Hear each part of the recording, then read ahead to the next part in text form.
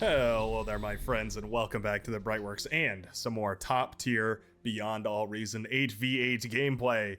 Super excited to bring you this match because today we are looking at a brand new map. This one is called Failed Negotiations. Let me show you that really quickly. Failed Negotiations, not but 9.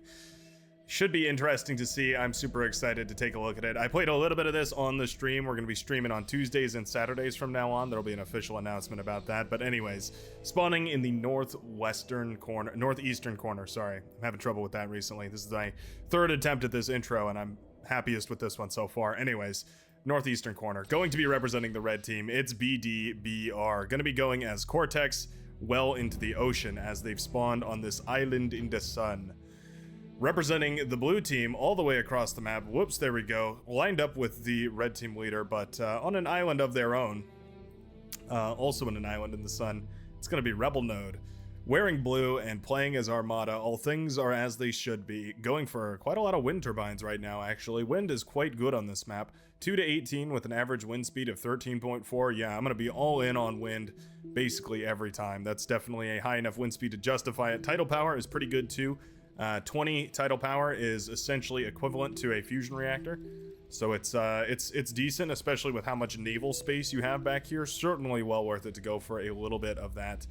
Yeah, a little bit of those tidal generators, right? They're a very easy way to just start a rolling investment in the back line that eventually provides a tremendous amount of power.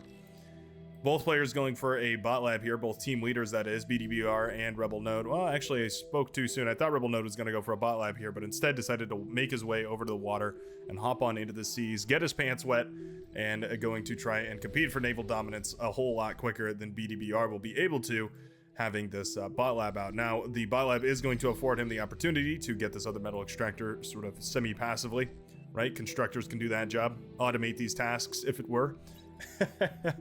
And then also the commander is going to be free to move on into the water and possibly start up a lab here. I guess he's going for the metal extractor first, and I guess that makes sense. Doesn't really have the metal for the lab, so get the metal extractor while you can.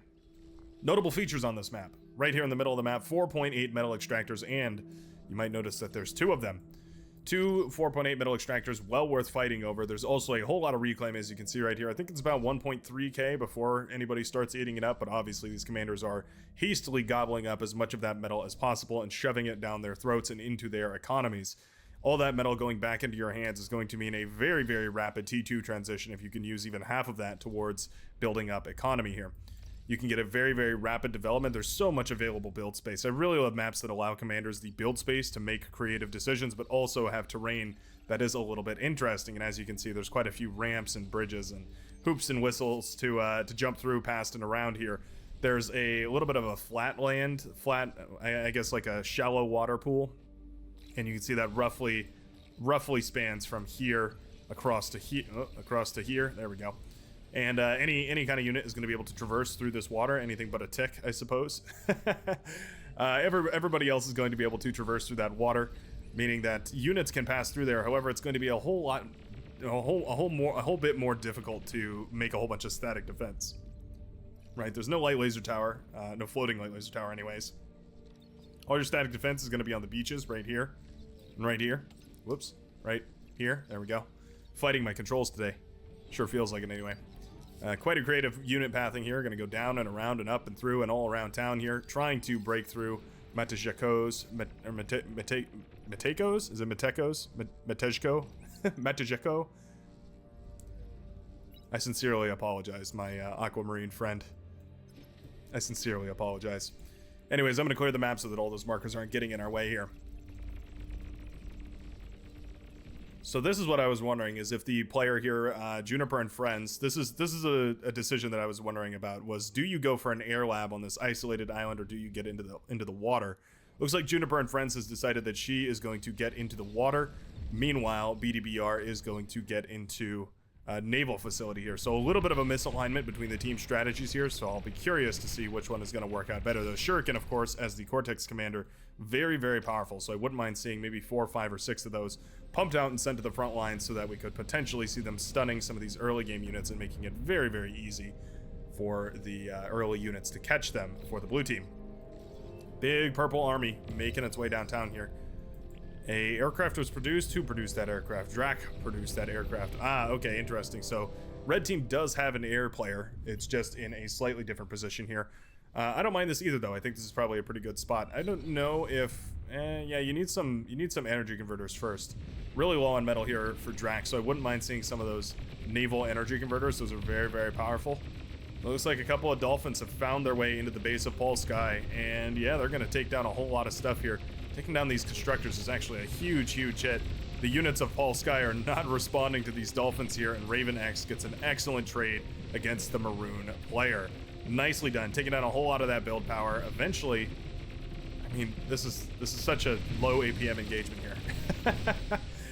I think if either one of these players had microed their units just a hair more, either one of them could have taken a whole lot less damage on their units, right? I think both of these players had the opportunity to do a whole lot more damage, and neither one of them took that opportunity. They're just kind of idling the units right next to each other, which is a bit odd. This Dolphin's attention is split here. Oh, is it going to get the Constructor? He will get the Constructor. That's actually a tremendous pick right there. Taking down the Constructor is going to delay a lot of this naval expansion quite a bit. Where is his commander? Oh, his commander went down. What on earth? Okay, well, that's an excellent pick there for, who? Who killed this commander? Why is this man dead? It looks like that purple army did manage to snipe it. I see the remains of a grunt, and telling from the signs of battle, it looks like Paul Sky's commander did go down here to that big purple army. I figured those grunts were going to move in this direction, but instead they actually changed direction and went like this, and managed to get a commander for their troubles. So yeah, well worth it, because now there are no constructors for Paul Sky. Yeah, none at all. The poor fellow has but the lab to his name, and even that will go down very shortly here. He does have the resurrection submarine, so that is quite nice, and with the wind turbines that he has, he's going to be able to resurrect.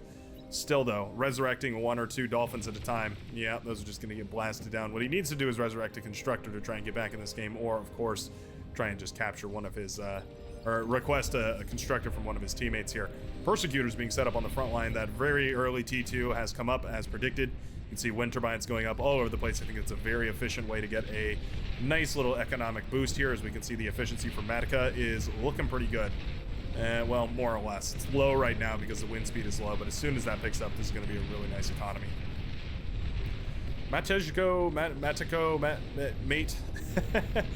Aquamarine is really far forward here, and those pawns sense it. Yeah, they jump on top of that commander immediately, and that will be a dead commander if my eyes don't befuddle me. That commander going down is actually a really nice pick here. That was shutting down a whole lot of this aggression. Matka is going to feel a whole lot more comfortable to push in here. There are Janices, so you have to be careful. There's actually enough Janices to one-hit Matka right now. His commander is a little scuffed up. The Janices do use their shots, but they get a fabulous trade right there against Astrodax. And I'm pretty sure that Sensible Insane is going to be feeling pretty confident about the way that engagement went. Matka trying to put up an LLT, Sensible Insane going after the metal instead. The aggression is just too high. There's too much heat. Yeah, I think Matka's just going to be forced to relinquish that metal. That was an excellent pick, but all that metal going back to the blue team is going to give them a significant advantage. Clash on the right-hand sea, as we see Rebel Node has built quite a few of these ELSA, actually. 8 of those ELSA in total versus BDBR's impressive 3. Now, there are some Marines over there, but I want to keep my eyes over here on this action. There are thugs firing away at this army. Oh, but those Janus hits are massive. Every time the Janus fires, you know something is about to die, and this is no exception here. Looking at all this damage, Sensible Insane has got to be feeling pretty good about himself right now. Tons and tons of economy in his bank, and there is a forward vehicle bay pumping out units. This is looking very rough for the red team. One of their biggest advantages is over here. The fact that they got this metal out of that commander right there is certainly going to enable some impressive units to come out. Raven X has captured this area. Looks like some resurrected forces here have, well, resurrected force, rather, for Paul Sky. He is eventually going to get a constructor up here. He does still have this wind turbine and these 2 metal extractors in the background here. So at the very least, there's something, but this constructor needs to retreat. We need to recuperate here, maybe fall back behind Drax's defenses and try and rebuild in the backline. It's going to be a slow-going process, but what else can you do? Units from Storm K are too busy focusing down Raven X's very aggressive expansion over in this direction, and now the purple units are pushing in here and contributing aggression on this side. I think if there's too much multi-pronged oppression here on Firmament, I think Sensible Insane is going to have a solid push right through the middle here. the lines aren't going to need much more expressing than that. And after a little bit of fighting, I think eventually it's just going to be a outright advantage for the blue team. That was a long sentence to say that I like the blue team's position quite a bit better here than the red. What do we have going on as far as air goes? Still T1, we are going into a couple of bombers. We have 10 of them queued up here. These are the Whirlwinds, the Cortex bombers, and they are quite good. They're a little bit more tanky than the Armada bombers. They're a little bit more everything. They're just a little bit better. The one thing they don't have is they don't fire nearly as they don't hit as large an area of effect, but arguably sometimes that's even a benefit. Stormcase's commander, got real low, but those D-guns as well as his own units managed to hold on for now. But that commander is going to have to fall off the front lines. Rocket bots have done their job though, and this area is cleaned up, and so I think for the time being, Raven X is going to have to get a little bit more creative about the aggression. Wouldn't mind seeing a little bit more eco, using the advantage of not having an opponent here essentially, and using that time to eco up. A little bit of a miscommunication here as some metal extractor sharing has happened.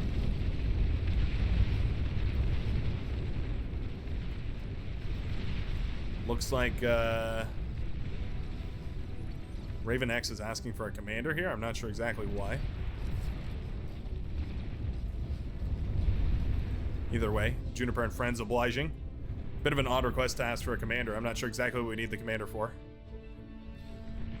Oh, okay. He meant a constructor. Yeah, that makes a whole lot more sense. The commander, okay, so he wants to get he wants to get onto land, but yeah, he needed a land-based constructor. No, okay, that makes sense. So Raven X trying to get back into the land and requesting a constructor, instead accidentally requested a commander, which means that he got a slightly more powerful unit than I think he was bargaining for. But either way, very kind of Juniper and Friends to hand that on over.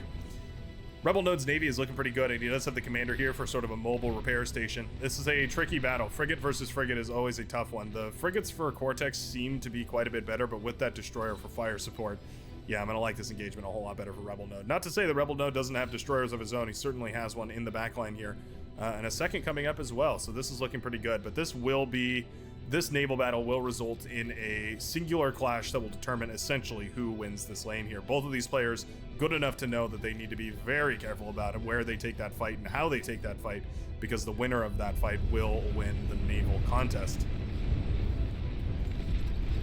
The purple players, both Super Toast and Stormcow, cutting off Storm K from his reinforcements. Essentially, he's relying on the help from Firmament going in this direction to pincer maneuver these forces and push them back across the pond. However, as soon as Firmament redirects those forces, there's a whole lot less available. Astrogix getting an excellent D-gun there, cleaving through some of this army here, pushing back the green forces over on the right-hand side. You can see that the red team is forced to answer like this, splaying their forces outwards, meaning that Sensible Insane and his buddy here, Mate, our Aquamarine Polish player, going to have an opportunity to push right on in. I think that's Poland anyway. I covered the Poland versus Finland Bar Nations match. Let me know what you thought about that one. I've also, I think, officially, fingers crossed, right, fixed the audio issues. So, assumedly, now I've officially fixed the delay that was occurring. You might have noticed that in one of the other videos. I fixed the audio balancing. We should be relatively well sounding in that department. All should be well eventually here. A couple of submarines do go down at the cost of a little bit of health off of these destroyers, but really nothing to write home about.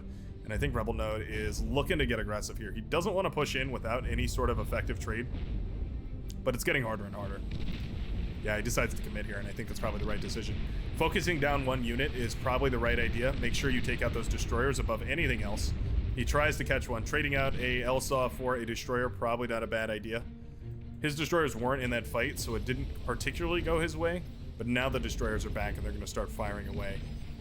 And that long-range firepower is very, very dangerous. You have to be so wary about that. Fiends are out, and they are absolutely tearing apart any of these T1 units here. There was a massive T1 army, and it has long since been rendered apart as these Fiends cook them alive and boil them down to their raw essence. Their metallic exoframes are all that stand in triumph. Interesting. Juniper and Friends has managed to put down a metal extractor. That's always nice, but is also going for some coastal torpedo launchers, which is pretty interesting. I don't mind it. Sure, might as well. Whatever damage you can do. There's a couple of shuriken that have been working on these working on these boats back here for ages. Despite the shuriken back here cleaning this up, it's, I mean, a very, very thin band-aid on a larger problem. We're sort of diagnosing symptoms of a larger issue here. Torpedo launchers keeping Drax safe for now, but there are lurking sharks in the water looking to take a bite out of his economy. Super Toast Commander is pretty far forward here. Those Sheldon are going to start taking apart all of this T1 though, and yeah, you can see those thugs falling to ruin as those Sheldons fire away. Lovely little bots. What a dynamic little engagement. I love to see this. You have Janice's firing away at whatever they can. You have the thugs trying to retreat for their lives. The Sheldon doing their jobs. Everybody's doing their part. Mauser are out now, those T2 artillery trucks. Very powerful. Fiends are definitely what you want, but you have to have enough to crash on top of the Mauser without getting them all destroyed, which is easier said than done. It's oftentimes hard to gauge that here. Now, the Fiends do have the superpower of being able to run up this hill, so what I wouldn't mind them seeing, oh no, this is an excellent engagement. Self-destruct micro? We will self-destruct micro. Nicely done right there. Matka showing us he's got the skills to pay the bills. That is excellent. Another self-destruct. Oh, it's not going to go through, but still, that was really nice to see. You can see just how much damage all these units took from that self-destruct micro there. Self-destructing the Fiends does do a slightly larger explosion, as you can see right there. There we go. That outer circle is if they self-destruct, that inner circle is if they're just killed. So self-destructing really does tune up the amount of damage that they do on death, and especially in that situation when you get into the thick of these armies, self-destructing can really help you tune up that damage. It's a very APM intensive decision to make, but it is really, really powerful. Yeah, this T1 is toast. Not super toast, but just regular toast, burnt toast if anything, as all of those thugs have disappeared under the fire of the Mauser. Through the fire and the flames, the Fiends will keep on wrecking face here. The medium tanks, at the very least, a nice little HP shield, but yeah, more self-destructs on those Fiends. I really like that we're doing that. That is just so commendable. It's one of those easy things to forget to do, but it really just turns up your T2 gameplay to another level, rendering out every ounce of efficiency from all those units that you possibly can, boiling them down to their most efficient selves. Torpedo bombers here having a really hard time bombing a lot of these units because they are so close to land and also the shallow water and whatnot. Shurikens having a hard time paralyzing this, as it is the anti-air unit, so it's shooting them out of the sky.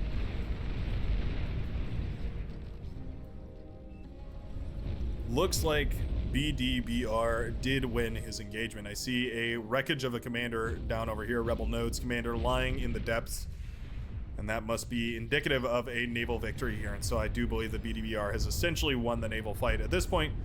Yeah, this is a decent transition here. I was going to say Rebel Node needs to make some sort of significant change. I was going to suggest recoiling back, building up some static defense, and hoping that your enemy crashes into you, overestimates their advantage, crashes into the static defense, and you can play around that. That is not going to be the case. Instead, Rebel Node is going to go into a little bit of seaplane gunship play. The seaplane gunships are just powerful enough to be effective against the Navy, but not quite powerful enough to be a real menace on land, not at least until you get quite a few of them up and running. There's a single missile ship included in here, but that's all the anti-air we have, and it's certainly not enough to deal with seaplane gunships. So yeah, BDBR even says it. Okay, I won water. But yeah, he knows his position is dominative here. It is easy to overestimate, though. I mean, 50 Dolphins, 15, not 50. I mean, 50 would be great, but 15 Dolphins, certainly going to be able to get a decent trade against a lot of these destroyers, because that surround bonus, I mean, you can't underestimate it. That surround bonus against these destroyers would be absolutely massive. Bombers do connect across the map. This is what Juniper and Friends has been working on this entire time, and finally, these will whip up a storm here. Fusion reactor going to pop, I do believe. There it goes, taking out anything that was near it. There was a nuclear launcher here. Wouldn't mind seeing that taken down either. That's very expensive. Oh, a flak battery will get a massive connection, though, and that will be the end of that. Bombers going down one by one here. Still a very nice bombing run, though, taking out a large portion of the economy for the red team, and you can see that that economic advantage is being pressed here. Oh, wonderful engagement right now for BDBR. He does get the full surround here. Gunships are forced to show themselves early. He was really waiting for these gunships to come out in larger numbers here, forced to reveal themselves, and I think it's just not enough. The red player has more than enough forces. Those frigates even firing up into the air, and these res subs are really where it's all at. Eating up this much metal is going to be a decisive victory here for the red player. He's gonna switch. Oh, he made a T2 transition out of it even. Okay, interesting. Using the aggression from his units to justify a T2 transition. Don't mind that whatsoever. At the very least, these red forces are going to be driven back, but this is a T1 player going up against a T2. It's going to be very difficult to maintain any sort of momentum on that. BDBR knows it. He's getting aggressive right now with his commander. Knows that it's only a matter of time before these units are shot out of the sky by his own air forces. Actually, his own air forces are very thin. Represented only by 4 Nighthawks, which, I mean, definitely it'd be nice to send them across the map and deal with all this, but there's only so much you can do, right?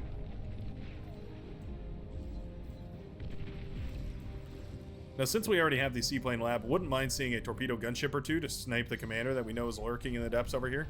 At least I assume that Rebel Node knows the commander is lurking over there. These gunships still pretty effective, though. Certainly getting a decent trade. I don't want to underestimate the gunship. Understate the gunship. It is certainly a very powerful gunship. I would much rather have seaplane gunships, the Sabres or the Cutlass, than I would rather have the T1 or the T2 gunships, frankly. Maybe the Wasp or the Hornet, probably not as bad, but certainly not nearly as good as the light gunship. So I definitely have these over some of those light gunships. Sometimes even more effective than bombers here. Wasps showing themselves, but Super Toast has a definitive advantage here on the front line. We can see there's so many of these. Sheldon out here. You know what does really well against Sheldon, though? Spy bots. A single spy bot can do really, really wonderfully for a cluster of Sheldons like this. Well, it's a really bad day for the Sheldon, but it's a really, really good counter to the Sheldon because they tend to bunch up quite a bit, meaning that those spy bots can oftentimes get a very, very nice connection. Commander goes down right there for Matka, and that is his base under siege, his Persecutor. I think this thing's probably gotten more than its fair share of kills here. 13 kills under its name, make it 14. More than happy to keep firing away, but this bull has found a little safety zone. Gonna hide out behind the lab, but eventually it will be eaten apart by these constructor turrets. Actually giving a nice little metal boost to the yellow player, so that's a nice little hidden bonus there. Oh, so many agitators. Really hurts to see this late into the game. Those agitators fall off so late, or so quickly into the late game. Sheldon able to whittle them down so effectively.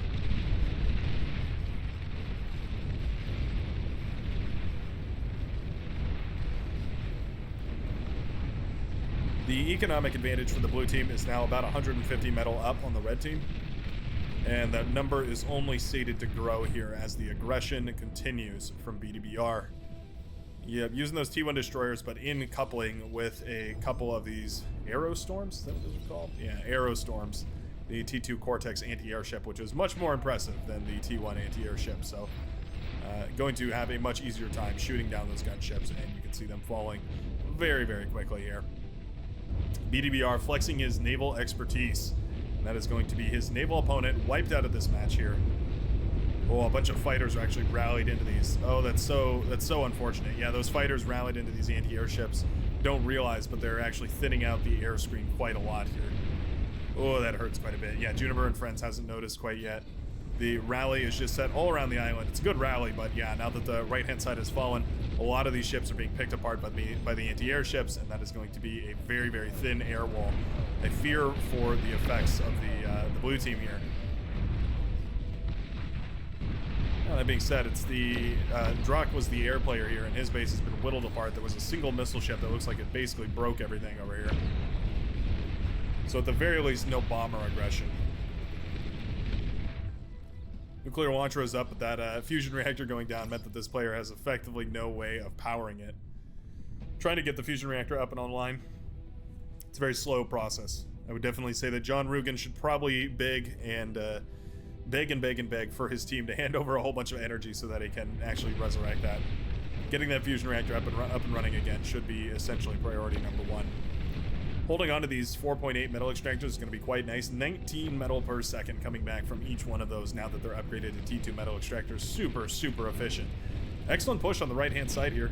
We do have two fat boys held together by a couple of hounds here. Oh, there is air support. That's nice. Crossbows were included in this composition. Always happy to have crossbows as soon as those shurikens show their ugly heads. Yep. shooting down those shuriken is exactly what those were meant for. They don't do a tremendous amount of damage, but they do just enough to be very, very effective against shurikens.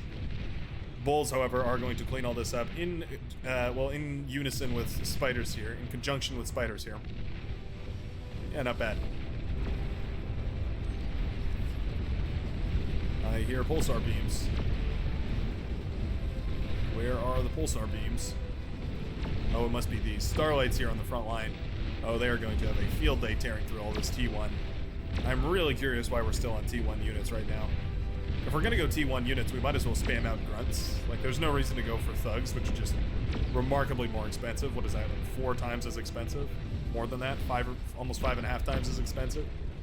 For effectively no reason. The grunts might at least have a stand a chance of giving you vision over there, right? The thug is just gonna die. The thug is just dead meat, so yeah, I really don't think that's a viable option here. You can see the agitator wreckages. Basically all they're good for at this stage in the game is a very inefficient metal storage.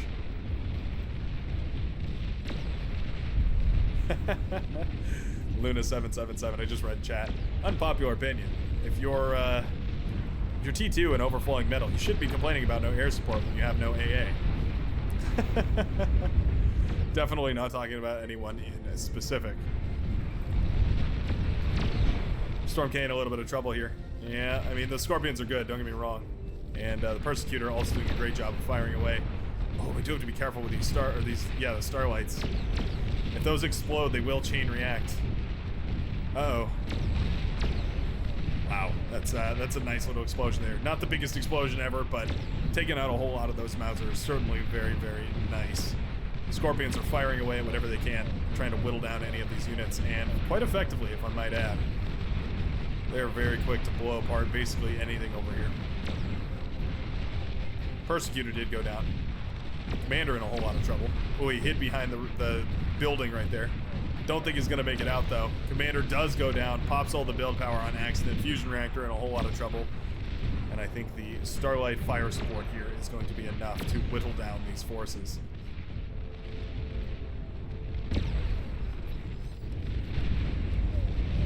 Right-hand side also collapsing. Persecutor trying its very best. That's our hero Persecutor. 14, now 15 kills under its belt. Will eventually go down, though. The Navy has been won on the right-hand side. We are going for a little bit of a tank push, I suppose. Not bad whatsoever here from BDVR, but already the back line on the left-hand side of the red team has fallen, and I just can't help but wonder if it's already way too much damage. Torpedo bombers are firing away as well. Slowly but surely going to whittle down a lot of these forces. What are they firing at? Well, they're not going to do diddly squat if they're not firing at the important targets here. The anti-airship, the construction towers, basically anything worth shooting at. I think for a while there they were shooting at gunboats, which is, you know, probably not the most efficient use of their resources. The Navy has been cobbled together here, though. You can see those naval ships coming out of the lab all the way on the other side here by Raven X, who won the naval battle over on this side and is now trying to fight the naval battle on the other. But already too much damage has been done, as now the orange player has been swept out of this game by the forces of purple, green, purple, and blue. Lavender, purple, green, and blue. There we go. Razorbacks are out. T3 is quite nice. Having a bit of a hard time getting out to the battlefield, though, because of the SimCity design here.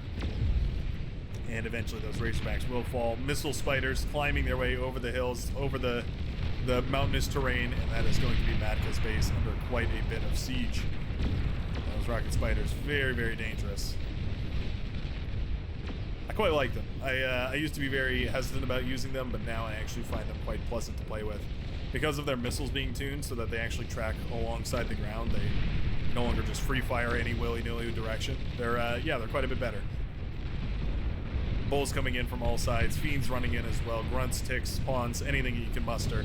The forces are all going in. Now, this medium tank push did manage to get a little bit of retaliation damage, but I just don't think there was enough too soon here. I think this attack was just a little too late, in other words. I don't think these medium tanks are going to be able to definitively swing this game.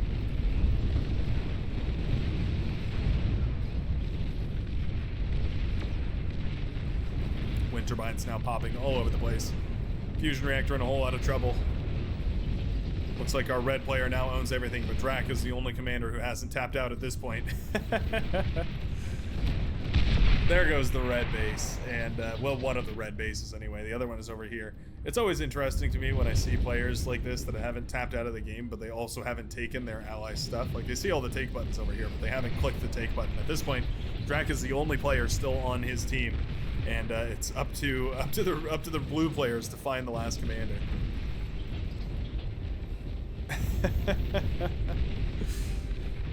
Instead of hitting the resign button, looks like Drac did decide to just walk away from the computer.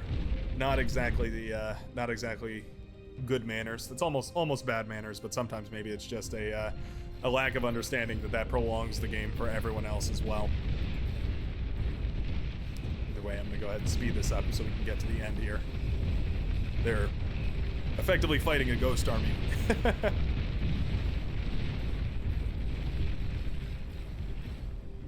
Some spectators helping out here, so eventually this will go down. Drac does decide to resign, and that's going to be the end of the red team.